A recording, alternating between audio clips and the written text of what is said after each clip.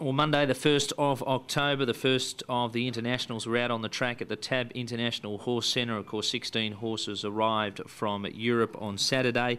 12 of them went out under saddle today, including the past two Melbourne Cup winners, Junodin, who was out with fellow French raider Brigantin, and Americain, who was joined by stablemate Shawadi. Of course, the third year that Americain has been at Werribee, so he feels right at home. Galileo's Choice is Dermot Weld's entrant for this year's Melbourne Cup. He's arrived early. He's likely to go into the race without a prep run here in Melbourne, and he's settling in along with Gatewood for John Gosden.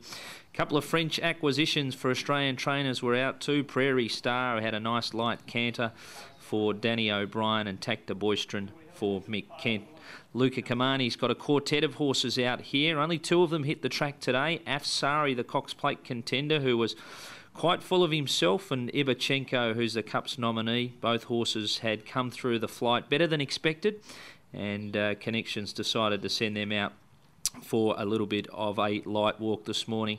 The Melbourne Cup favourite Mount Athos and stablemate Quest for Peace, the remaining horses for Team Kamani, just walked around the yard today, but certainly Connections happy with the way they are progressing after the flight on Saturday.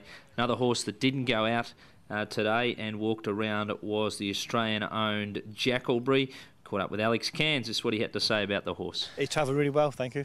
Yeah, real good. He travelled well, drunk well on the plane, ate well. You know, good order. He's an experienced traveller. He's done more travelling than me. Yeah, you know, he's in good order. Yeah. He knows what to do.